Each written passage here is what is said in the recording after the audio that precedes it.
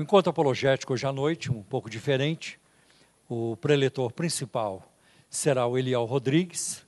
Eu convidei o Eliel, pode subir, por favor, e pode trazer o seu notebook. Aqui está o Eliel Rodrigues. Eu convidei o Eliel porque foi meu aluno na Universidade Mackenzie e ele fez uma pesquisa muito bem feita dentro do parâmetro acadêmico sobre a congregação cristã no Brasil.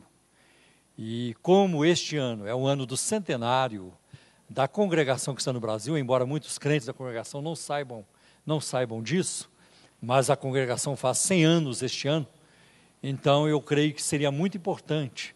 Nós não poderíamos passar o ano de 2010 sem tratar da congregação cristã no Brasil. Então, eu convidei o Eliel, fez o seu trabalho, a sua pesquisa, muito bem feita, sob a minha orientação. Eu lembrei, o Eliel é a pessoa indicada, é uma das pessoas indicadas para falar sobre a congregação cristã no Brasil. E no Brasil tem pouca coisa escrita sobre a congregação, poucos preletores que falam de forma equilibrada e bastante informativa sobre a congregação. Então, nós estaremos aqui hoje para tratar disso. Depois da palestra do Eliel, já combinei com ele, eu vou usar um pequeno tempo no fim da palestra, e aí nós teremos as contribuições, como a gente sempre faz no encontro apologético. Depois das contribuições, nós abriremos para perguntas. E eu sei que tem muita curiosidade, muita novidade, muita coisa acontecendo hoje, em termos de congregação cristã. E todos vocês que são da congregação cristã, tem alguns que eu cumprimentei antes da palestra, vocês são ainda motivo maior da nossa alegria. E nós recebemos vocês com muito respeito e com muito carinho. Bem-vindos em nome de Jesus. Então, com a palavra, Eliel Rodrigues. Boa noite, irmãos. Eu quero saudar a todos com a gloriosa paz do Senhor. Amém. Depois que nós cantamos esses cânticos e sentimos a presença de Deus, não é verdade? Já valeu a nossa estada aqui, né? Já poderíamos ir embora, porque a presença de Deus está aqui neste lugar. Quando eu era membro da congregação, irmãos, eu acreditava que o Espírito Santo ele só se manifestava lá, na minha igreja, onde eu estava. Mas quem pode negar que a presença de Deus está aqui entre nós, neste lugar, né, irmãos? Então, se você é da congregação, eu queria que você abrisse o seu coração e sentisse também a presença do Senhor neste lugar. Amém.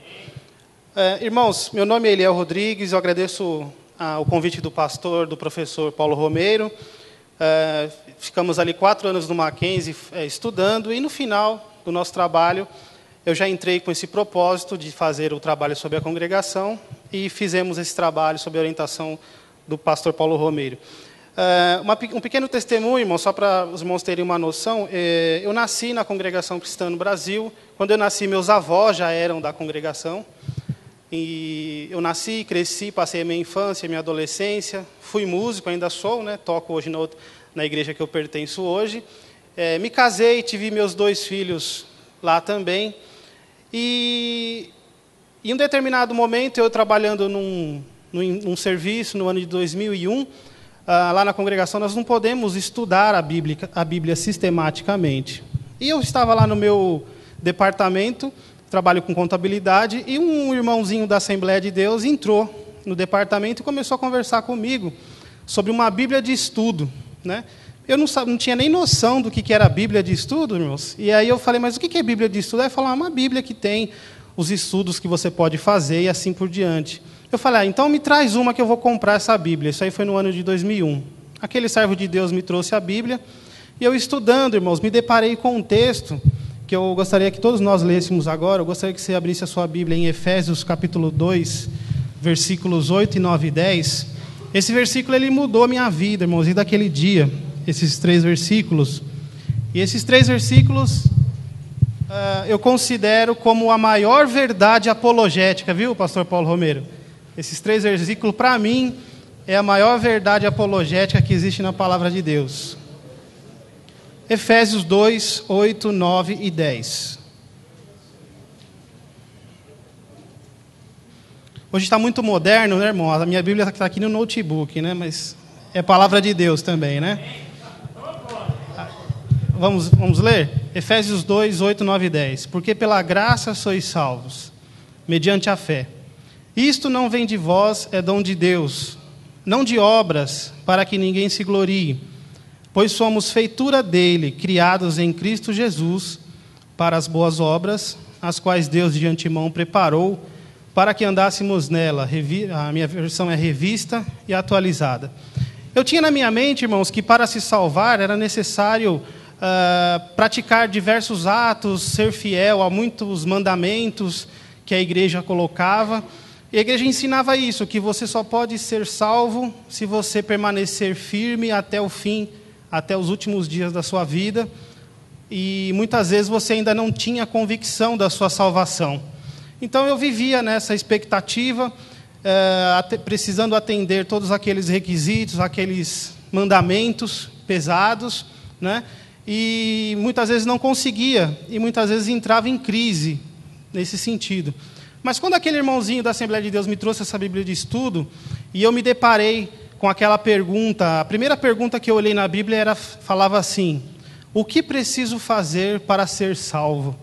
Né? E a resposta é simplesmente aceitar o Senhor Jesus como Salvador. Né? E ali falava, porque a salvação ela é de graça, a salvação é gratuita. Então, esse versículo ele mudou a minha mente. A partir daí, iniciou uma nova etapa na minha vida, uma etapa de estudos. Comecei a aprofundar os estudos da Palavra de Deus. E estamos aqui hoje para ministrar essa palestra, irmãos. Então, irmãos, vamos aí começar. Todos estão aí com as apostilas, com as folhas, né? Nossa palestra está dividida em alguns tópicos: fé, radicalismo e perda de memória, que nós vamos explicar cada um deles. No primeiro ponto, nós colocamos aí os dados principais da congregação. O fundador da congregação cristã no Brasil é o italiano Luiz Franciscon. Ele nasceu em 29 de 3 de 1866 e morreu em 7 de 9 de 1964. Em 9 de 3 de 1910, ele chega a São Paulo. Em 20 de 4 de 1910, 11 pessoas são batizadas na cidade de Santo Antônio da Platina, que ele viaja para lá, onde as primeiras 11 pessoas são batizadas. E em 20 de 6, ele retorna a São Paulo e inicia os seus trabalhos no bairro do Brás, em São Paulo. O número de templos hoje no Brasil, irmãos, do relatório de 2008, são 17.584 templos. Só em São Paulo são 4.643. Número de membros, no último censo do IBGE de 2000, se declararam membros da congregação 2.489.113 membros. E hoje ela está presente em 53 países. Um pequeno esboço histórico de como o fundador chegou ao Brasil e de como que ele iniciou os seus trabalhos. Luiz Franciscon, fundador da CCB, nasceu no norte da Itália, na província de Udine, na comarca de Cavasso Novo. Após cumprir o serviço militar, ele imigrou para os Estados Unidos, chegando à cidade de Chicago em 3 de 3 de 1890, e a sua profissão era mosaísta, irmãos. Ele fazia mosaicos em igrejas, em escolas, em edificações. O ano de 1890, em Chicago, é muito significativo, irmãos, porque nesse ano, nessa década, havia ali nos Estados Unidos uma efervescência religiosa muito grande, devido aos movimentos holiness, né, ou movimentos de santidade. E esses movimentos eles permeavam as denominações naquele período, tanto a metodista como a presbiteriana e assim por diante. Esse movimento cresceu muito, e esse movimento holiness promoviam acampamentos para que as pessoas recebessem o batismo com o Espírito Santo. Mas esse batismo ainda não havia glossolalia, ainda não havia o falar em línguas. E também, neste lugar, nessa cidade, era a época em que vivia o grande pregador, o avivalista D.L. Moody. Então, eu coloquei esse dado importante para nós percebermos que quando Franciscon chega a Chicago, ele encontra ali uma efervescência religiosa, ele encontra ali um movimento religioso. E isso tudo vai influenciar a sua fé, a sua mentalidade, a maneira como ele enxerga as coisas. Podemos lembrar, irmãos, que 1890 são apenas 10 anos anteriores do evento de Topeka, ali do pastor Parham, onde a primeira pessoa falou em línguas, ele recebeu o batismo com o Espírito Santo falando em línguas. Em dezembro de 1891, ele aceitou o evangelho pela pregação de um missionário italiano chamado Michele Nardi, né? Então ele estava ali em Chicago, esse missionário italiano, missionário também, Holiness, pregava também sobre o batismo, sobre a volta de Cristo. Franciscon, escutando a sua pregação, aceitou o evangelho pela pregação dele, de Michele Nardi. Em março de 1892, ele participou da fundação da primeira igreja presbiteriana em Chicago e chegou ao cargo de ancião ou presbítero. Então, esse retrospecto é muito importante, principalmente para aqueles que são membros da congregação. Porque na congregação nós temos aquele mito de que a congregação surgiu do nada, apareceu do nada. Em 1910, não existia nada antes. Então, esse retrospecto histórico é muito importante para os membros entenderem que a congregação não surgiu do nada, mas surgiu de um movimento em que o seu fundador foi se convertendo a uma igreja, passando por outra e trazendo consigo diversas afirmações de fé. Em 1894, irmãos, ele recebeu uma revelação. Ele estava trabalhando em Cincinnati, Ohio. Ele estava fazendo um trabalho de mosaísta nesse lugar. E ele estava num quarto orando e lendo o texto de Colossenses, aquele texto que fala sepultados com ele no batismo, né? E ele ali recebe uma revelação de Deus, entendendo que não havia sido batizado corretamente, ou seja, por imersão. A igreja presbiteriana, ela batiza por aspersão e fusão. A partir daquele momento, o Franciscon entrou num conflito, e isso aí ia durar muitos anos, quase uma década, esse conflito, porque ele entendia que não havia sido batizado de acordo às Escrituras. Em 1898, a Igreja Presbiteriana de Chicago recebeu como membro o italiano Giuseppe Beretta. Esse irmão Giuseppe Beretta, irmãos, ele era membro da Igreja Metodista Livre. Ele se converteu à Igreja Presbiteriana Italiana de Chicago, onde Franciscon era ancião, membro, tesoureiro, onde passou muitos anos da sua vida ali, se casou ali na Igreja Presbiteriana. Eu quero ressaltar mais uma vez, esses dados são importantíssimos, principalmente aos membros, que o Franciscon era de uma igreja assim, ele se converteu pela pregação de um missionário, e ele serviu a Deus muitos anos ali na Presbiteriana Italiana de Chicago. Esse irmão Giuseppe Beretta era um metodista, e eu coloquei esse dado como importante porque mais uma influência exterior ali entrava na igreja presbiteriana, uma outra visão, um irmão que vinha com uma outra visão metodista, no caso. Em 1903, então Franciscon, irmãos, compartilhou com esse Giuseppe Beretta aquela revelação que ele havia recebido sobre o batismo. Ele confessou para ele que não se sentia bem e confessou para ele que achava que não tinha sido batizado corretamente. Só que em 1903, o irmão Beretta, ele se antecipou a Franciscon. Ele se batizou primeiro. Ele foi numa igreja, lá a igreja chamada Igreja dos Irmãos, e ele se batizou primeiro. E o Franciscon, quando soube daquela notícia, ele até se espantou. Então ele pediu para aquele irmão Beretta, disse o seguinte: no dia 7/9 de 1903, que era um feriado nos Estados Unidos, o dia do trabalho, eu também quero ser batizado por você, você vai me batizar.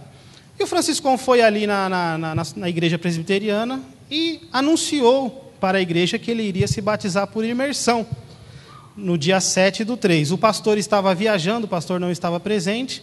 Os irmãos já devem imaginar o que causou ali, né? O burburinho que deve ter causado ali na igreja presbiteriana. No dia 7/3, 25 irmãos foram assistir o batismo do Franciscon no Lago Michigan, ali em Chicago.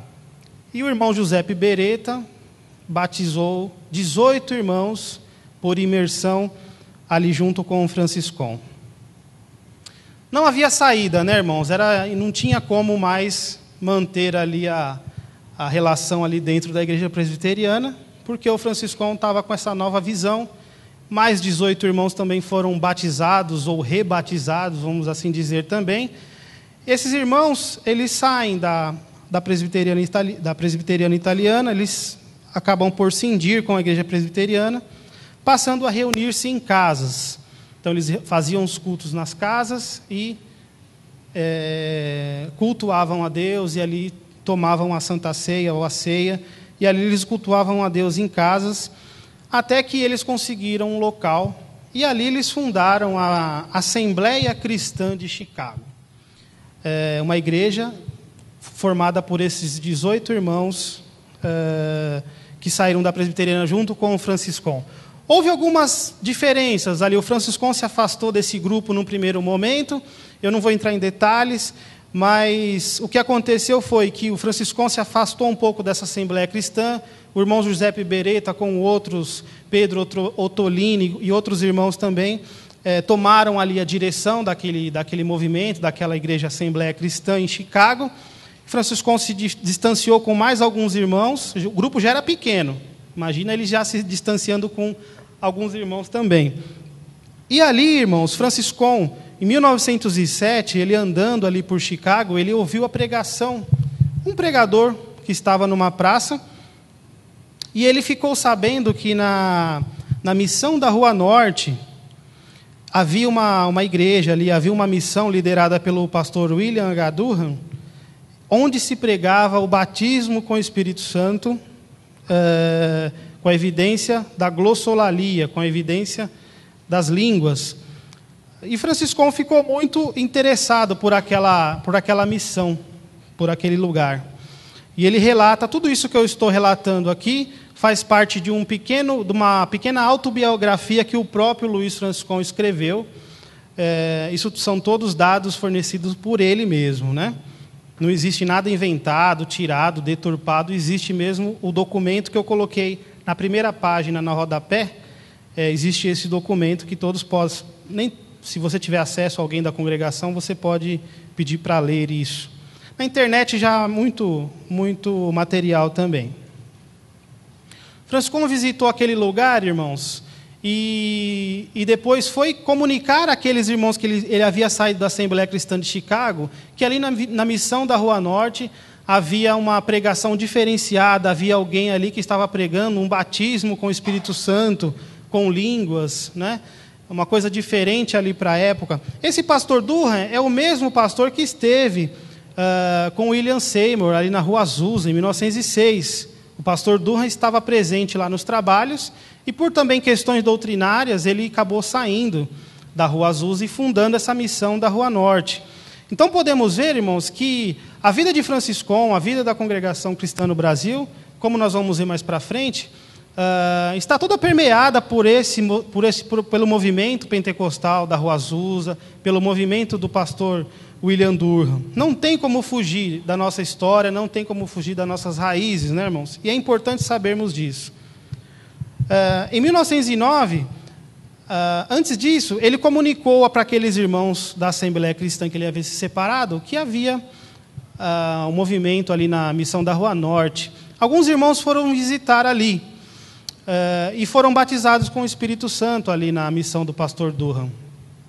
Aqueles irmãos retornaram para a Assembleia Cristã de Chicago, e ali na Assembleia Cristã de Chicago também, o Senhor começou a batizar muitos ali com o Espírito Santo também. Vários irmãos começaram a receber ali o Espírito Santo, e na congregação nós temos um linguajar diferente, o Paulo Romero, pastor. Nós dizemos que recebemos a promessa. Eu não digo assim, fui batizado com o Espírito Santo, mas que eu recebi a promessa, né? Então, ali na Assembleia Cristã de Chicago, se tornou a primeira igreja italiana pentecostal ali nos Estados Unidos, irmãos. Em 1909, após aquela efervescência, muita gente indo congregar ali, o Senhor chamando muitas pessoas ali, o Senhor chamando também um outro linguajar. Eu vou começar a usar uns linguajares aqui comuns também para o meio da congregação. Muitas pessoas aderindo ali. A Assembleia Cristã se tornou uma agência missionária muito grande. Começou a enviar missionários por todos os Estados Unidos. Muitos missionários iam para a Itália. E o Franciscon recebeu, diz ele, uma outra revelação, que ele deveria vir para o Brasil, né? Depois nós vamos perceber mais para frente, irmãos, que o Franciscon era italiano e a sua pregação, o seu trabalho missionário se deu especificamente no Brás, ali em 1910, onde a colônia italiana era muito forte no bairro do Brás.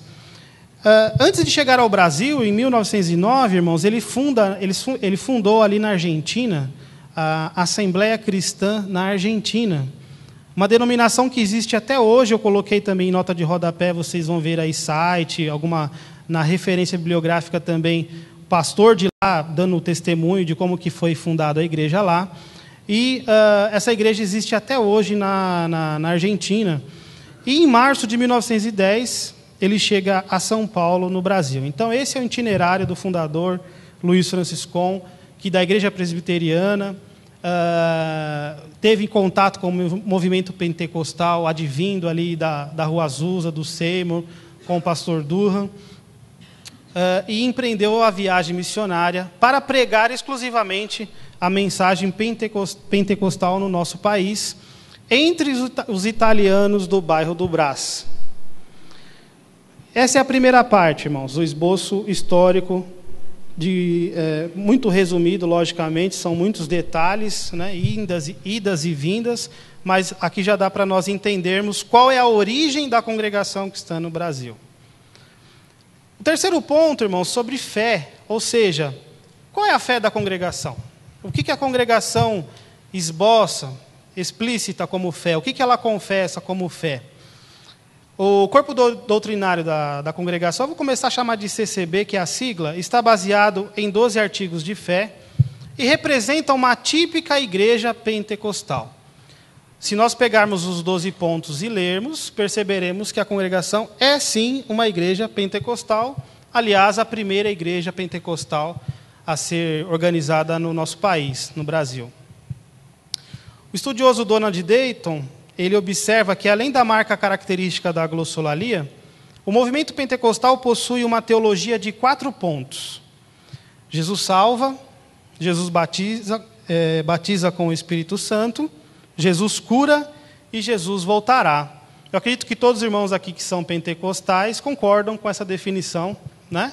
Todos nós aqui acreditamos nesses 4 pontos. Não é a igreja quadrangular, não, viu, irmãos? É os 4 pontos da teologia pentecostal. E segundo Mendonça, um outro estudioso, a CCB se enquadra no chamado pentecostalismo clássico, ou conforme Freston, outro estudioso, pentecostalismo de primeira onda. Então a congregação está enquadrada nessa primeira onda do pentecostalismo que chegou ao nosso país. 1910 a Congregação Cristã, 1911 a Assembleia de Deus. São chamados pentecostalismo clássico. Ou seja, aqueles irmãos que são característicos pelos usos e costumes, pelas roupas, pela a questão de brincos, de joias e assim por diante, que nós conhecemos também bastante, né?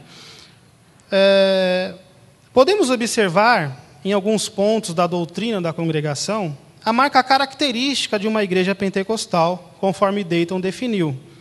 Os pontos de doutrina constam do artigo 10º do Estatuto de 1936. Então, aqui eu coloquei 4 pontos de doutrina da própria congregação, que demonstram que ela é, sim, uma igreja pentecostal. Os irmãos mais para frente vão entender por que eu estou dando essa ênfase. O ponto 5 diz que nós cremos na regeneração, o novo nascimento só se recebe pela fé em Jesus Cristo, que pelos nossos pecados foi entregue e ressuscitou para a nossa justificação. Os que estão em Cristo Jesus são novas criaturas, Jesus Cristo para nós foi feito por Deus sabedoria, justiça, santificação e redenção. O artigo 7º fala, nós cremos no batismo do Espírito Santo com a evidência de novas línguas, conforme o Espírito Santo concede que se fale. O artigo 10 fala, nós cremos que Jesus tomou sobre si as nossas enfermidades, está alguém entre vós doente, chama os presbíteros da igreja, orem sobre ele ungindo com azeite. e a oração da fé salvará o doente. O artigo 11, nós cremos que o mesmo Senhor, antes do milênio, descerá do céu, com alarido, com voz de arcanjo e com a trombeta de Deus.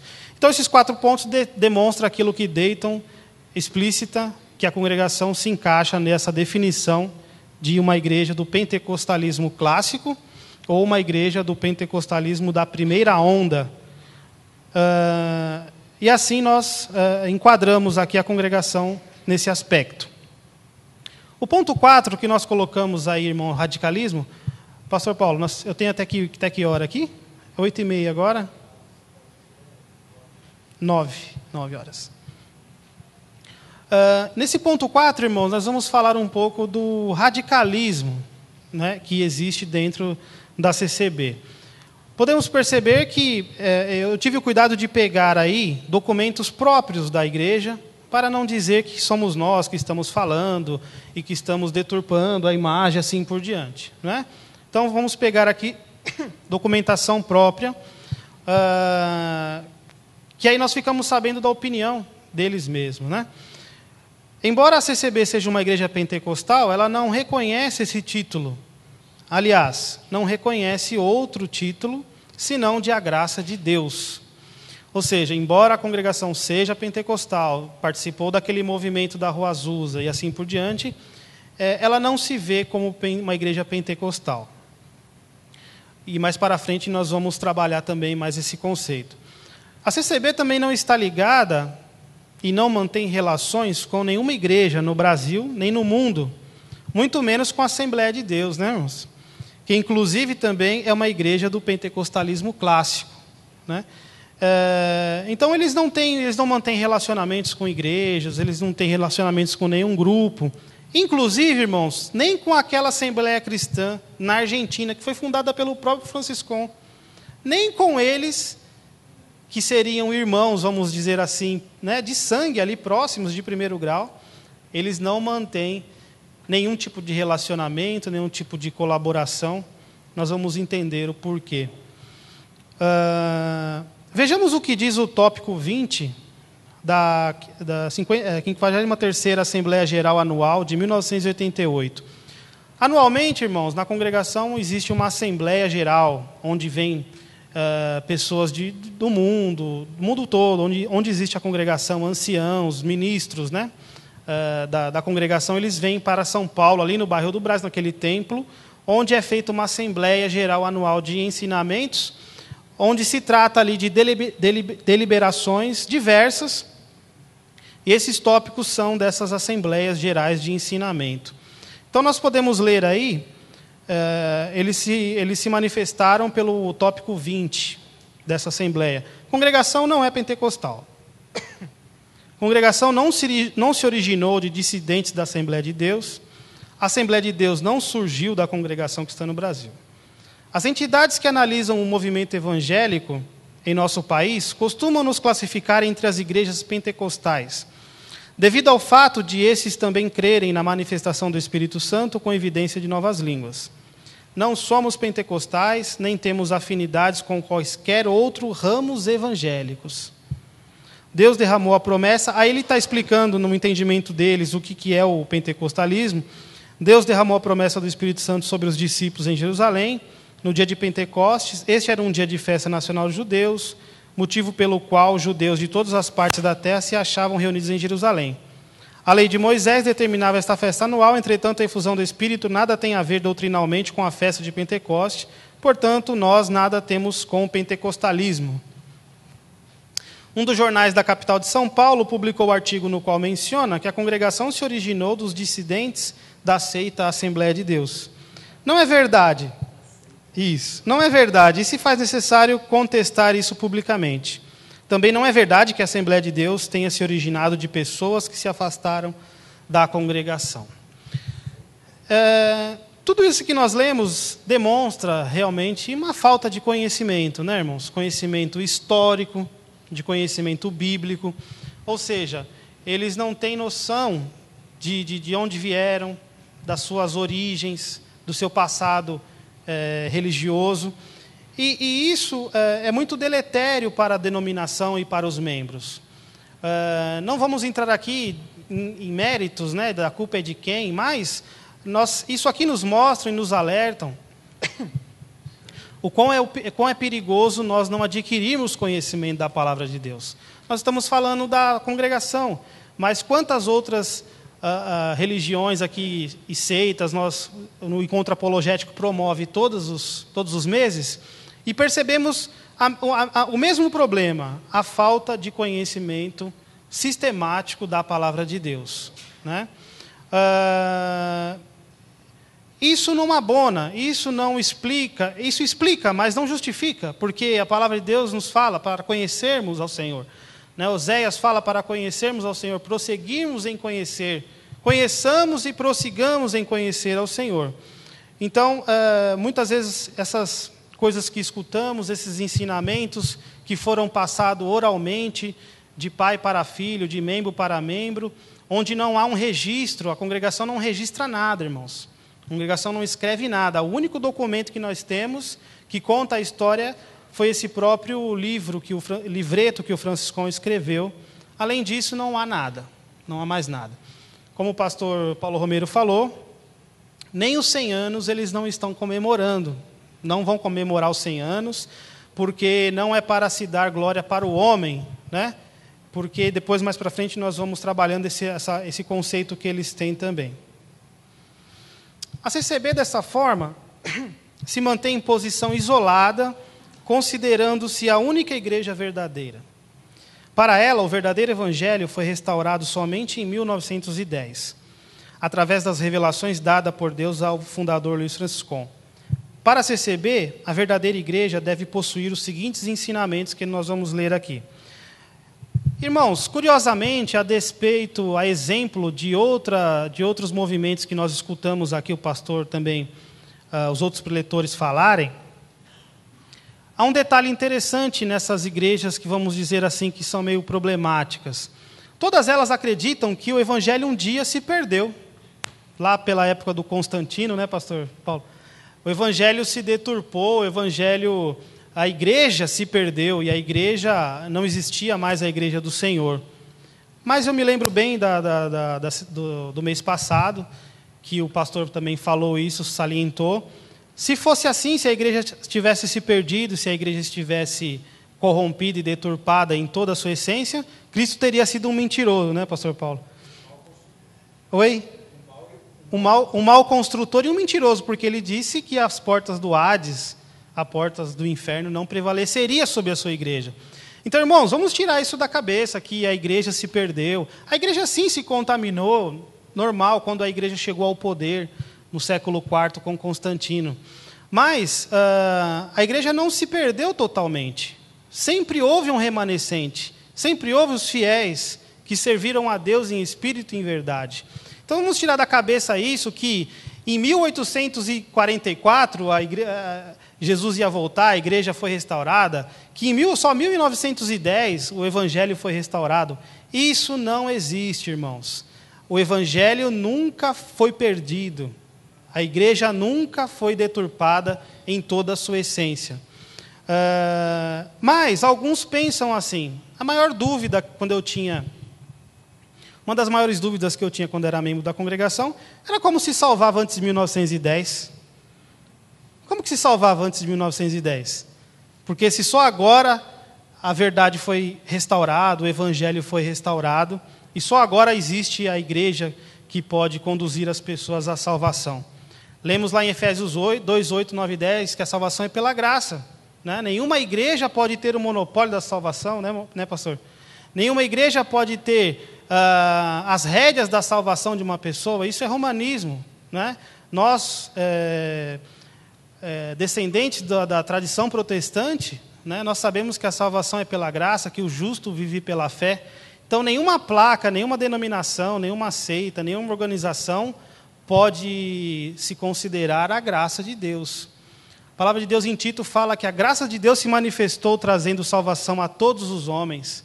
Então, quem é essa graça que se manifestou, senão o próprio Senhor Jesus? Então, a congregação desenvolve, a despeito daqueles 12 pontos de doutrina que nós observamos, irmãos, são no papel aqueles pontos de doutrina. Na verdade, na realidade, existem os ensinamentos orais. Aqueles ensinamentos que não estão escritos em lugar nenhum. Aquela etiqueta não escrita, aqueles costumes não escritos. E para eles, a igreja verdadeira possui esses 11 ensinamentos que eu vou ler agora. Primeira, na igreja verdadeira, o batismo correto é praticado pela fórmula composta de Atos 2:38 com Mateus 28:18 e 19. Portanto, todas as pessoas batizadas de forma diferente devem ser rebatizadas quando aderem à congregação que está no Brasil. Eu agradeço a Deus por estarmos hoje aqui conversando, não estamos denegrindo a imagem de ninguém, não estamos falando mal de ninguém, mas precisamos trazer informações, precisamos alertar aos irmãos. Então, você precisa estar ciente que se você é um membro de alguma igreja evangélica, que você já se batizou, que se você passar para a congregação, se você aderir para a congregação cristã no Brasil, você vai precisar ser rebatizado. Então, você analisa isso, se isso aí é coerente. 2, a verdadeira oração é aquela praticada somente de joelhos. E ainda tem um embasamento bíblico aí, irmãos, Filipenses 2:10. Então, confere lá, vê se Filipenses 2:10 fala realmente isso. As mulheres que oram profetizam, devem ter a cabeça coberta com um véu. 1 Coríntios 11. Os membros devem saudar-se com o ósculo santo. 1 Tessalonicenses 5:26. A verdadeira salvação é a paz de Deus e não a paz do Senhor. O dízimo pertence ao Antigo Testamento e não ao Novo. O verdadeiro obreiro, para quem não quer pagar o dízimo é bom, né, irmãos? Pagar não, devolver ao Senhor, né? Para quem não quer devolver é bom. Não, isso aqui é do Antigo Testamento, né? Então é uma boa, né? E tem embasamento bíblico ainda, o pior de tudo é isso. É verdade. 7, o verdadeiro obreiro não pode receber salário, pois aquilo que recebeu de graça deve dar de graça. Mateus 10:8, depois você vai analisando aí. O evangelho não deve ser pregado em lugares públicos. O Espírito Santo enviará aqueles que são predestinados à salvação à CCB. A pregação do sermão não deve ser preparada, mas sim revelada na hora que se irá pregar. O Espírito Santo irá trazer, naquele momento, o que deverá ser ensinado à igreja. Quando o membro falece, ele dorme, não tem consciência do que acontece ao seu redor. A Bíblia é apenas um livro que se torna a palavra de Deus quando pregada pelo ancião. Então, esses 11 pontos são aqueles ensinamentos intrínsecos, que não estão escritos, mas que são seguidos e entendidos por todos os membros. Eu acreditava em todos eles, sem tirar nem pôr nada, né? Esse ponto 11, a Bíblia é apenas um livro, isso aqui eu pude escutar da boca do próprio ancião, porque quando eu saí, depois os irmãos vão ver no final, tem a nota de rodapé número 6. Quando nós tivemos algum entendimento, irmãos, começamos a estudar um pouco mais.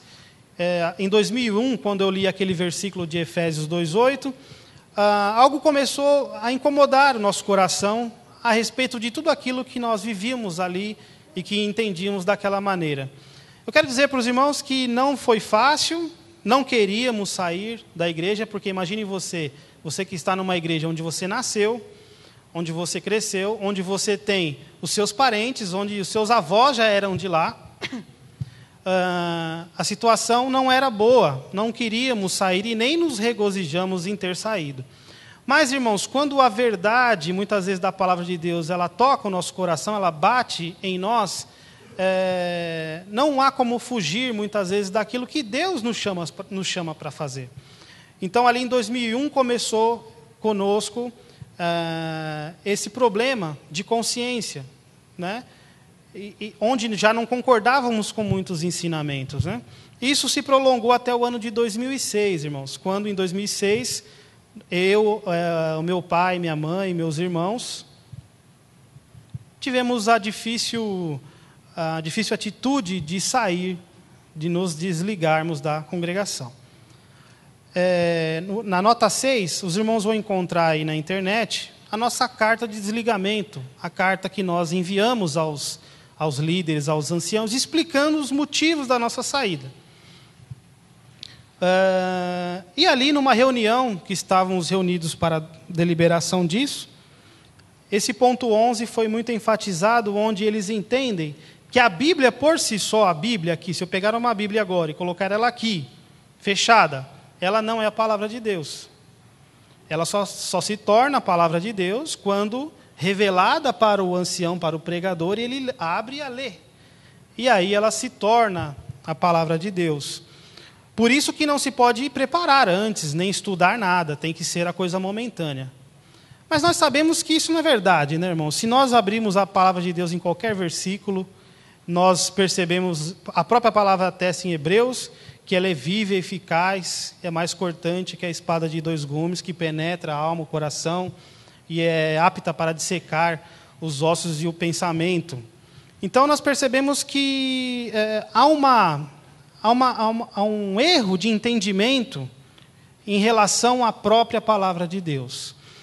Nesse ponto, eles precisam rever esse ponto, entender que a palavra de Deus é a Bíblia, que a simples leitura de um versículo tem poder de converter o pecador, que a palavra de Deus não precisa ser nem pregada. Se ela for lida, se ela for um folheto entregue a alguém na rua, com um versículo bíblico, esse versículo, esse trecho lido, ele tem poder em si mesmo de converter as pessoas. E isso nós temos visto durante a história do cristianismo, muitos testemunhos. Eu me converti porque eu li um livreto, eu me converti porque eu escutei um versículo bíblico, eu me converti porque alguém me deu uma Bíblia, e eu abri em João 3,16 e li e me converti. Então, esse ponto é crucial para os irmãos que estão aqui da CCB entenderem que a Bíblia é a palavra de Deus. Já encaminhando para o final, irmãos, esses 11 pontos aqui, eu deixei aqui uma deixa aqui para o pastor Paulo Romero, o professor Paulo Romero, para ele tentar refutar aqui biblicamente esses 11 pontos, mesmo porque é importante nós sabermos se realmente isso aqui é bíblico, tem fundamento bíblico. Será que tem fundamento bíblico que a verdadeira salvação é a paz de Deus e não a paz do Senhor? Né? Como que ficam os irmãos assembleanos aí? A paz do Senhor, né? Então, de que Senhor? E eu mesmo falava, né? Mas de que Senhor, né? Então, realmente, a falta de conhecimento tem trazido muitos malefícios. Ponto 5, irmãos, perda de memória. Muitos estranharam esse ponto aí. Nossa, tem amnésia, né? O pessoal da congregação tem amnésia. De uma certa forma, sim, né? Porque eles não se reconhecem como pentecostais, eles não têm ligações com nenhuma igreja, eles não têm, nem no Brasil, nem no mundo, com nenhum movimento. Eles acreditam que a verdadeira graça só foi restaurada em 1910. Então há um lapso, há um hiato, né? Eles não têm memória, eles não sabem de onde vieram. E isso é muito ruim para os crentes, né? O cristianismo tem 2000 anos, né, pastor? O cristianismo é uma religião histórica, né? E não conhecer a história do cristianismo, para todos nós, irmãos, é algo muito perigoso. Porque quando eu não conheço a história, quando eu não conheço os movimentos dentro do cristianismo, as pessoas que foram mártires, as outras denominações, né? Quando eu não conheço isso, eu acabo me isolando dentro do meu mundinho ali, dentro da minha igreja. E eu acho que tudo aquilo que é pregado ali é a única verdade. Não existe mais nada, não existe mais coisas sendo pregadas diferente em outros lugares. E a palavra de Deus diz que a graça ela é multiforme, né? O Senhor derramou uma graça multiforme. Então, glória a Deus pelos movimentos, glória a Deus pelas outras denominações, glória a Deus que eu não preciso chamar de irmão só aquele que é da minha própria igreja, mas eu tenho uma grande família. Deus tem nos provido de uma extensa família sobre a face da terra, não é verdade, irmãos? Então, eu coloquei aí que Franciscon ele desenvolveu seu trabalho missionário na colônia italiana do Brás, em São Paulo. Durante algumas décadas, os membros eram, em sua grande maioria, ou quase totalidade, imigrantes italianos, Com o passar do tempo, ela se abriu naturalmente às demais etnias do Brasil. Atualmente, esse fato é muito pouco conhecido para a maioria dos membros. Até o final da década de 30, a década de 40, a congregação cristã era uma igreja exclusivamente de imigrantes italianos. Os cultos eram pregados em italianos, os inários eram escritos em italianos, né? E com o passar do tempo, a igreja foi se abrindo, as outras etnias, as outras pessoas foram se aculturando, ou seja, a igreja foi se aculturando naturalmente ao Brasil e as pessoas foram aderindo. E isso foi um ponto positivo, porque o imigrante italiano chegava em São Paulo, muitas vezes longe da sua terra, longe do seu povo, da sua língua, e encontrava ali uma colônia italiana, encontrava ali uma igreja italiana, e ele ali aderia àquele lugar e se sentia mais em casa, se sentia mais confortável. Então, eu acredito que esse foi um dos pontos cruciais para que a igreja crescesse muito do jeito que cresceu, porque houve essa base na colônia italiana em São Paulo, no bairro do Brás. Até hoje, irmãos, muitos anciãos, muitos líderes ainda são italianos, descendentes de italianos. E o Franciscão ele visitou o Brasil em 10 oportunidades, a última foi em 1947. Desta forma, a liderança da igreja ficou nas mãos dos anciãos brasileiros. O Franciscão visitou muito pouco a congregação aqui no Brasil. No momento que ele viu que a igreja já estava consolidada, fortalecida, ele não visitou mais, também por motivos de saúde, e ele ficou preocupado com missões, ele foi fazer o seu trabalho missionário. E a igreja, irmãos, como não tinha a presença do seu fundador aqui, né, uma presença marcante, ela ficou, os líderes aqui no Brasil, eles tiveram aquele sentimento de que realmente esta é a graça de Deus, porque nós não temos líderes, nós não temos homens aqui que estão à frente, né? O próprio líder acabou não estar aqui presente conosco, ele não veio. Então, essa ausência colaborou um pouco também para que passasse essa cultura para os membros, né? Era importante que ele estivesse presente, mostrando também as suas origens, de onde ele tinha vindo, para que a igreja aqui no Brasil não perdesse contato com as suas origens.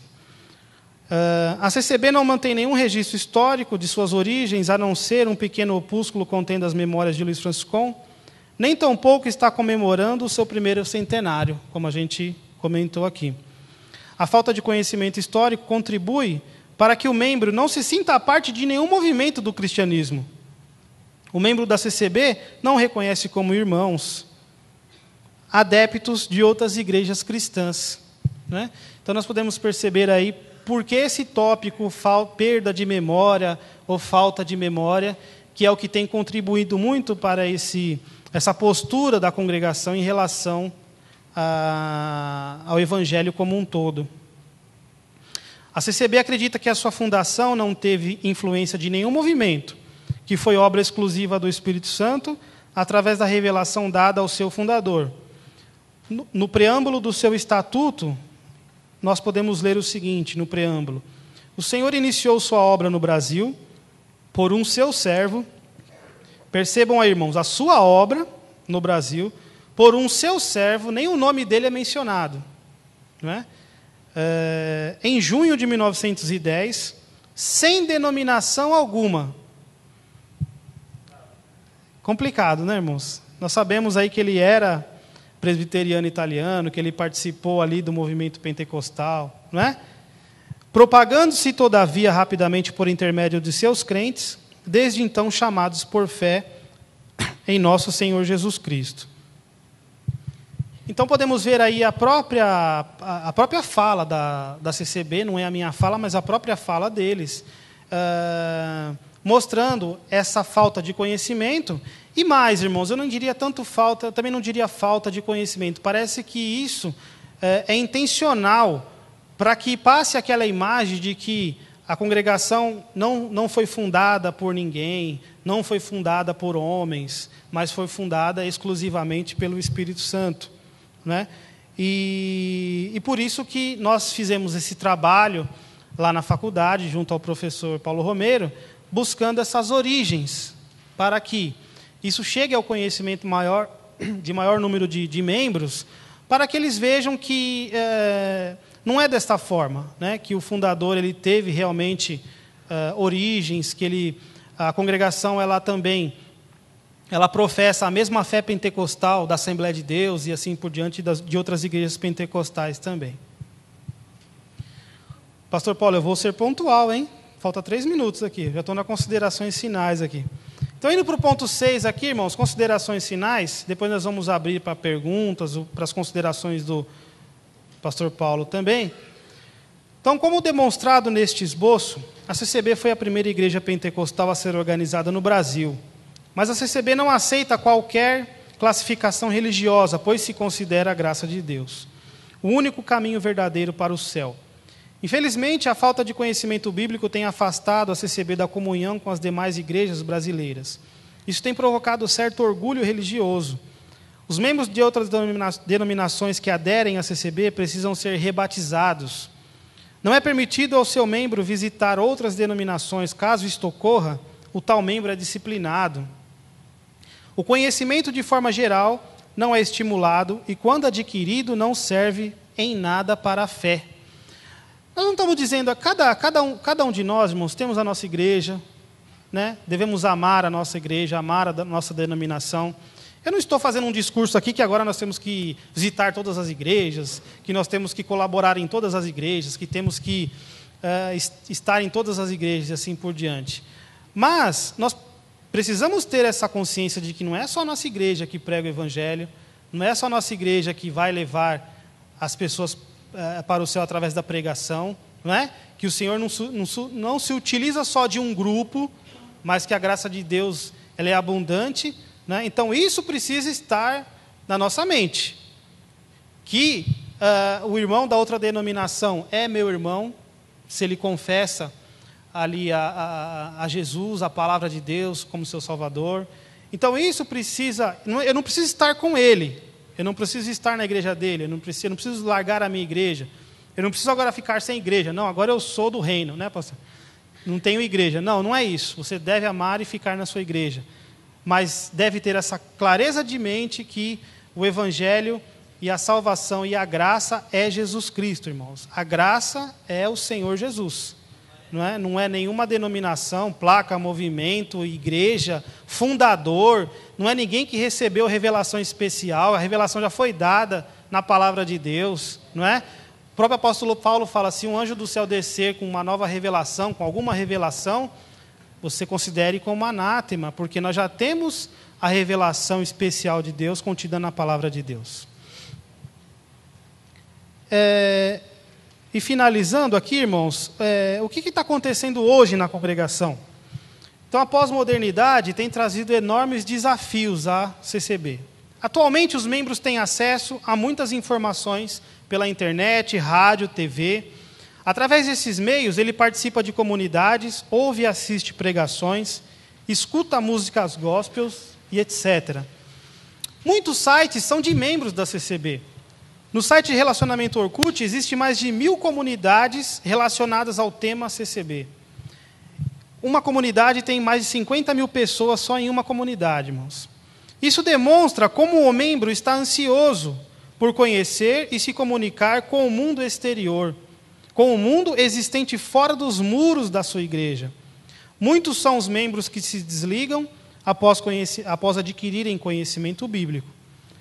A produção de pesquisas e informações sobre a CCB poderá produzir nos seus membros algum fruto de reflexão e de conhecimento, o que contribuirá para o resgate das suas memórias. Então, hoje nós estamos vivendo uma época onde a informação está aí aberta, a informação está com livre acesso para todos, né? E os membros da CCB são os mais ávidos, irmãos, pelos sites na internet, pelos relacionamentos pelo Orkut, criar comunidades. Para quê? Porque eles não têm a liberdade lá dentro para estarem discutindo, tirando dúvidas. Surgiu dúvida na cabeça de um membro, né? Nossa, mas eu escutei uma música gospel e eu senti a presença de Deus. Será que isso é de Deus?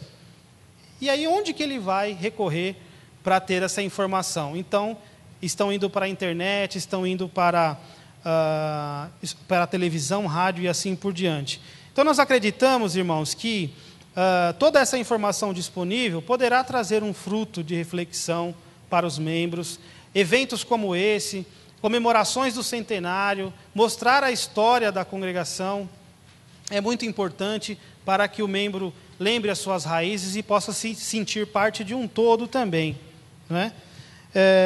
Uma coisa que eu não coloquei aí também, muitos membros, como eu relatei também, que saíram da congregação, existem algumas dissidências da congregação já também. Existe uma igreja chamada Congregação Cristã Apostólica, ela é de Goiás, eram de ex-membros da congregação. Existe uma associação de membros aqui na Armênia, na rua Pedro Vicente, associação de membros da congregação cristã no Brasil.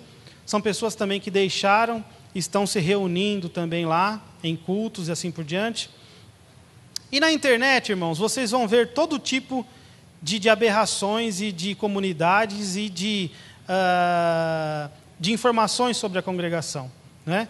Existe até uma congregação, uma igreja no sul, que foi formada por um ex, essa é boa, pastor, por um ex-ancião da congregação, Congregação Cristã no Brasil do Sétimo Dia, essa é boa, né? Do Sétimo Dia. Então não estava bom, não, só ser da congregação. Todos aqueles ensinamentos, né, pesados não estavam suficientes para guardar o sábado agora também. Senão não se salva, né? E assim eu termino, irmãos, esperando assim que tenha ficado claro a nossa posição dessa importância desse resgate histórico, dessa perda de memória, para que isso tudo possa trazer um fruto de reflexão e de informação para os irmãos também. Uma coisa que eu quero deixar bem claro para os irmãos: a congregação não é uma igreja comum igual à sua igreja, que você acha que se você for lá, eles vão te aceitar, eles vão aceitar ir na sua igreja também. Então isso é muito importante você ficar ciente, porque muitos irmãos de algumas denominações, inclusive a Assembleia de Deus, que foi uma das mais cooptadas, né, pastor, das mais procuradas, o membro também vai um pouco sem orientação, ele vai muito inocente, achando que ele também vai receber uma visita recíproca, que ele, da mesma forma que está considerando o membro está considerando ele. Então, isso não é verdade. Então, vocês fiquem atentos, vocês que têm parentes da congregação também, vocês são alvos também do proselitismo religioso, que nós não colocamos aqui. É muito forte o proselitismo, né? Ou seja, evangelizar alguém que já está evangelizado é 90% do caminho andado, né? Fica fácil evangelizar as pessoas. A famosa expressão pescador de aquário, né? Vamos pescar no aquário. Então, assim, irmãos, o sentimento é sempre de amor, é sempre de comunhão, de respeito, mas de informação. Nós precisamos estar bem informados e para não cometermos alguns enganos, né? Sabermos realmente onde estamos pisando. Eu quero agradecer a todos, agradecer ao pastor Paulo Romero, a quem eu passo a palavra agora. Vai ter as perguntas aí, vai ter o... Deus abençoe a todos, irmãos. Muito obrigado, Eliel. Daqui a pouco Eliel voltará e nós juntos estaremos aqui, responderemos as perguntas. Eu quero deixar algumas informações e que não dá para tocar tudo, é claro, e o tempo não permite também, mas eu queria tratar dessa questão. A congregação cristã no Brasil tem permanecido, ao longo da sua existência, imutável quanto à sua forma de governo, sua estrutura eclesiástica e modus vivendi, seu estilo de vida, né? Seu modo de viver. Como demonstra um documento da denominação que traz um resumo da convenção, realizada em fevereiro de 1936, um regimento interno com data de 1948, e uma declaração de fé na sua 8ª edição. A igreja não tem clero assalariado e explica: todo servo de Deus deve trabalhar para o seu sustento material. Não dependendo da irmandade, pode agir com mais franca imparcialidade em todos os casos que se apresentarem. Isso está na página 3. E aqui eu apresento mais alguns itens do regimento interno. Moléstias contagiosas. Em obediência às leis sanitárias do país, não devem participar de nossos cultos e reuniões pessoas atacadas de moléstias que essas leis considerem consideram contagiosas. Leituras estranhas. O povo de Deus não tem necessidade de frequentar outros cultos e nem de ler leituras religiosas de diferentes princípios. Na Sagrada Escritura existe de tudo que se precisa, individual e coletivamente. Casamentos. A congregação não admite cerimônias religiosas em casamentos, a não ser uma oração que poderá ser feita por qualquer irmão presente quando não houver ancião, cooperador ou diácono, pois isso não faz parte do ministério. Portanto, os servos não devem assumir esse compromisso.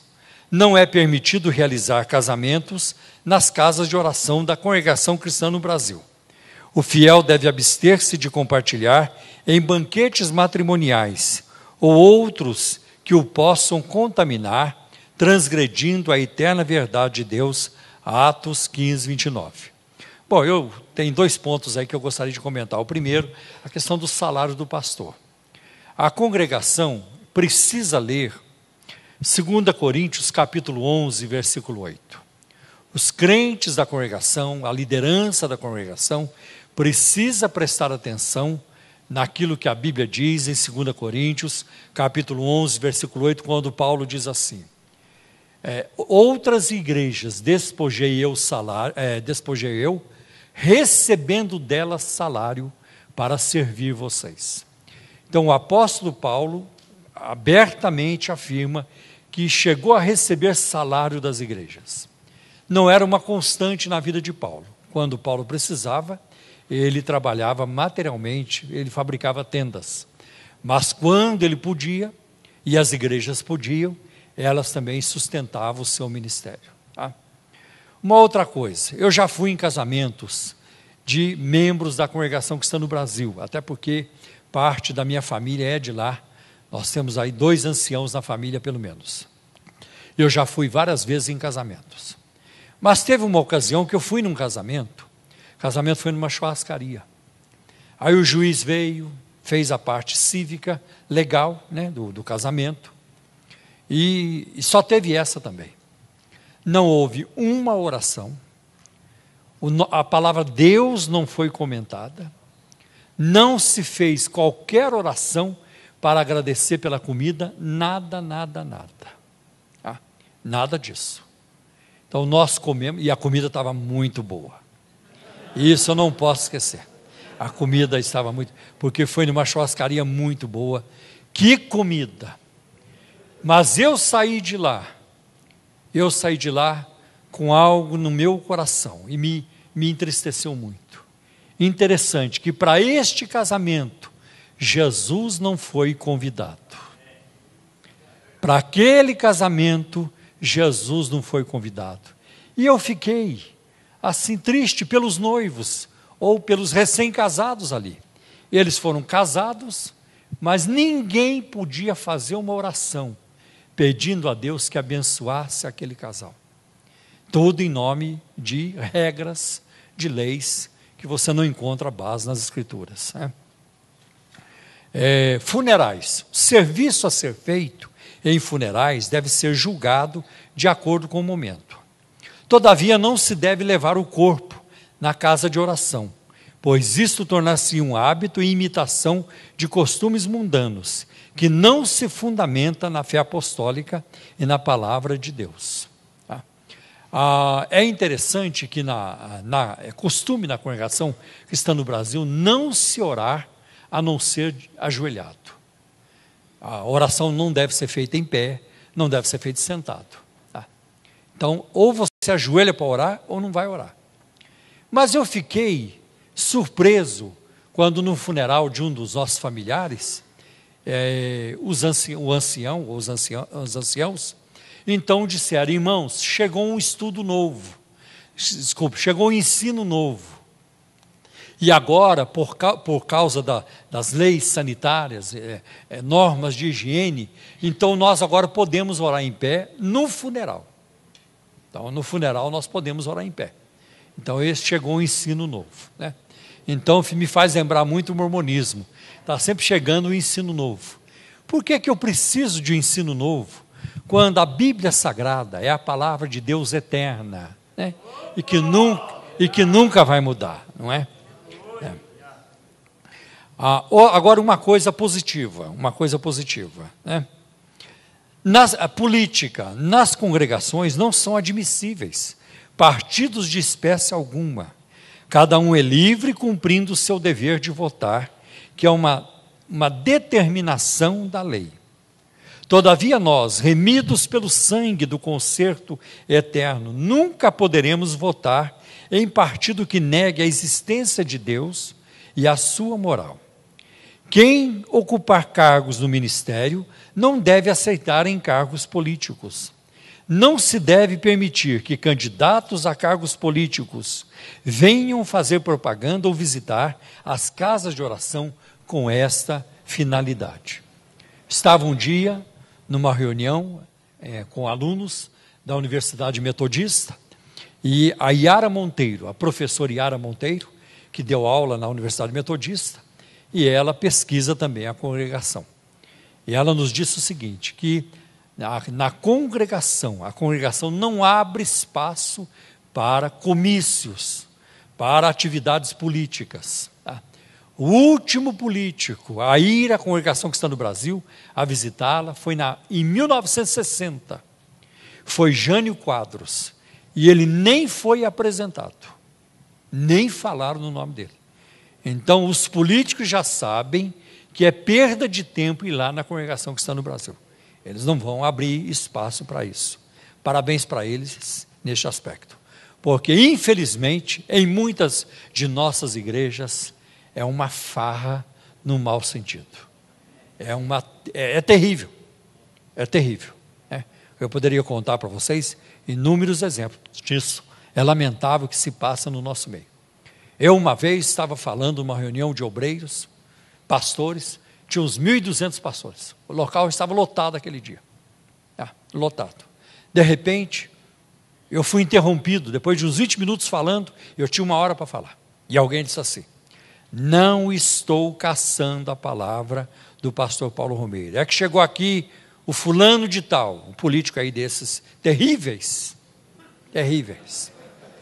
E ele vai falar com vocês, irmãos. E eu sentei, e dali a pouco o político chegou, acompanhado, né, de outros ali do lugar. E ele pegou o microfone, e ele começou assim. Eu também sou vosso... Eu não posso imitar, só vou saber quem é. Agora já me traí. Meu Deus!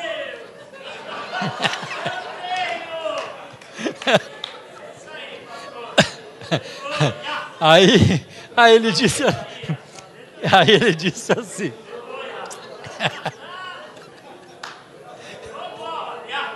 Aí ele disse assim, eu também sou vosso irmão.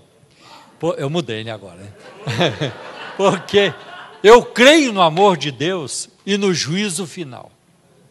Irmãos, caiu um fogo. Caiu um fogo, era só pastor, presbítero, diácono, obreiros, com a mão levantada, gritando em línguas.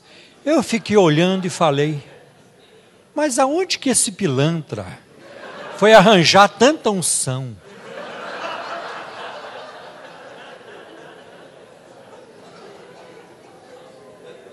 É um homem terrível, que naquele dia já tinha passado numa sinagoga, depois já tinha passado por um centro espírita, e do centro espírita veio para o púlpito. Aí vocês percebem a situação da igreja evangélica brasileira. Aí vocês percebem quão triste é. E eu fico perguntando, o que o Espírito Santo achou daquilo naquele momento? O que Jesus achou daquilo naquele momento? Quando um ímpio, e não é ímpio normal não, é um ímpio especial. É um ímpio especial. É ímpio com I maiúsculo. O que Jesus achou de um ímpio, daquele calibre, falando aquilo ali e gente gritando em línguas estranhas? Glossolalia, né? Temos usado aqui. Mas vamos terminar. Jornais e propaganda.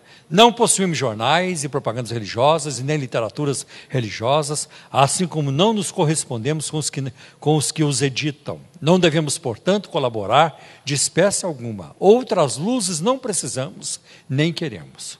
O tempo muda sempre, porém a palavra de Deus é imutável. Mudam os homens, porém o Senhor é o mesmo, eterno e fiel. Olha, tem muita coisa que não vai dar para tratar hoje, mas daqui a pouco, no perguntas e respostas, a gente possa ajudar um pouco mais, né? Existe o abuso de bebida alcoólica por grande parte dos membros da congregação cristã do Brasil. Isso é um fato. Isso é um fato porque eu presencio isso. Eu já vi isso muitas vezes. Tá?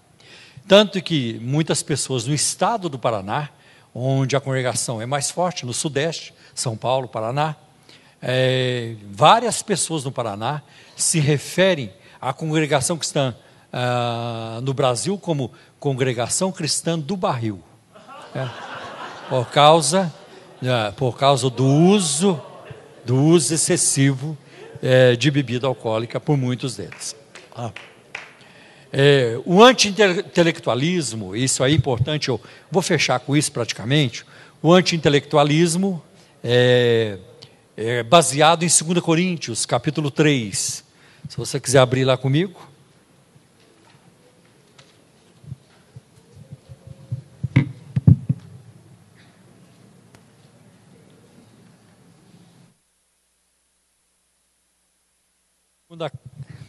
Segunda Coríntios, capítulo 3. Diz assim, versículo 6. O qual, 2 Coríntios 3, versículos 6 e 7. O qual nos fez também capazes de ser ministros do Novo Testamento, não da letra, mas do Espírito, porque a letra mata e o Espírito vivifica. Então este é um texto muito usado, pensado pelos crentes da congregação para afirmarem constantemente: nós não precisamos ficar presos na letra, não precisa ficar aí tentando entender a Bíblia. A Bíblia, na hora do culto, pergunta-se, o ancião pergunta, geralmente para os cooperadores ou diáconos: o irmão está com a palavra? Não, não estou com a palavra. O irmão está com a palavra? Não, eu não estou com a palavra. Irmão, você está com a palavra? Eu também não. Às vezes pode estar. Mas quando ninguém está com a palavra, o ancião não vê opção a não ser abrir a Bíblia. E aonde abrir, ele vai ler. Eu já vi, por exemplo, abrir num salmo tal e ele foi falar outra coisa. Você, meu irmão, que está com problema de finanças, o Senhor vai suprir. Você que está com um membro da sua família hospitalizado, o Senhor já enviou o anjo para cuidar. Você que vai viajar, ainda não chegou a hora. Está vendo? Aqui Deus fala. Olha como Deus fala. Mas isso também eu posso fazer. Posso fazer. Você quer ver? Já vou arranjar algumas profecias para você aqui hoje. Você que está aqui hoje pela primeira vez, o Senhor está mandando você dar uma oferta hoje de R$2.000.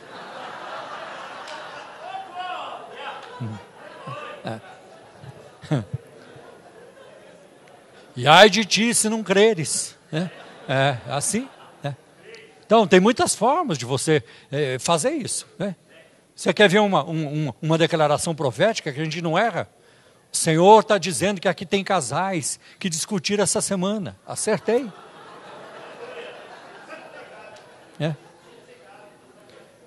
Aqui tem pessoas com problema no cheque especial. Acertei de novo. Ou no cartão de crédito. Bom, então, veja bem, para refutar isso, versículo 7.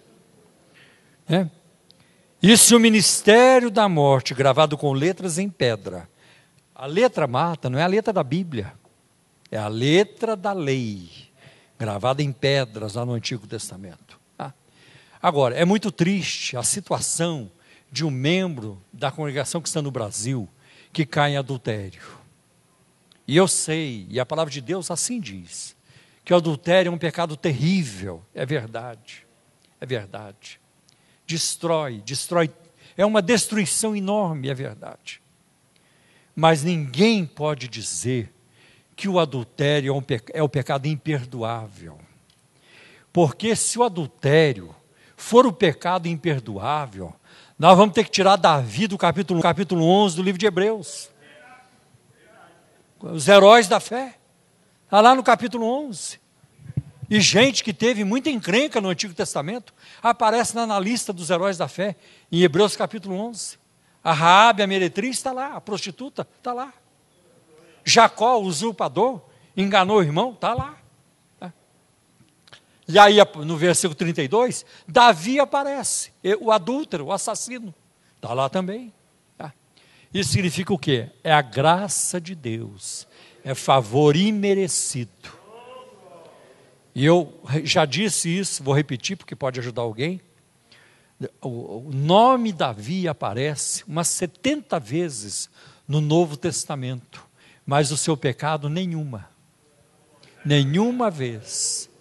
O Espírito Santo não permitiu que os escritores do Novo Testamento citassem o pecado de Davi. Sabe por quê? Porque o Espírito Santo já não lembrava mais. Dos seus pecados não me lembro mais. Então é muito complicado quando alguém cai em adultério. Aí a própria mãe não conversa mais com o filho, não cumprimenta, vira a cara para ele. Ninguém quer saber mais dele. E agora parece que flexionaram um pouquinho, abriram um pouquinho. Estão dizendo, não, você pode vir, senta lá no último banco. Se um dia Deus mandar, a gente vai lá e faz uma oração, mas fica lá. E não é desse jeito. A mulher adúltera, em João 8, não teria a menor chance. Ela seria apedrejada por essa gente. Então eu lamento que tem essas posturas, tem coisas boas, mas tem essas posturas. A questão do som da alma não é bíblico, os adventistas também creem assim, por quê? Porque você vai ver, por exemplo, você vai ver no Monte da Transfiguração, em Mateus 17, aparecem duas personagens conversando com Jesus. Duas personagens do Antigo Testamento, Moisés e Elias. Tudo bem que Elias não morreu, foi trasladado, mas Moisés morreu, e ele não estava dormindo, estava conversando com Jesus. Aí você pega Lucas capítulo 16, quando Jesus fala do rico e Lázaro. E você vai ver que o rico não está dormindo na eternidade. Pelo contrário, estou aqui atormentado nessas chamas. E ninguém dorme atormentado. É muito difícil pegar no sono quando você se sente atormentado. É muito difícil, É muito difícil. Só se o rico estivesse passando por uma insônia muito grande lá no inferno, mas tem nada a ver.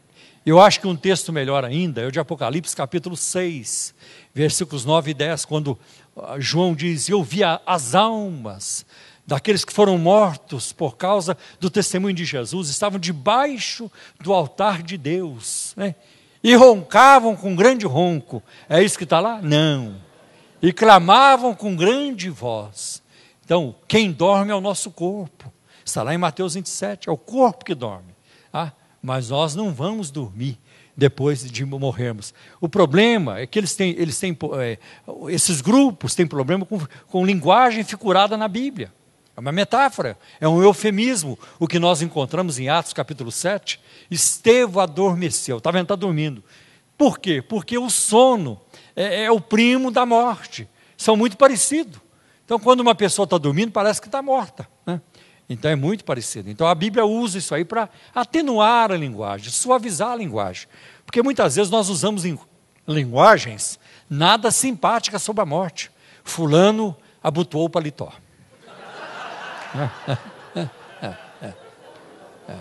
Fulano esticou a canela. É verdade.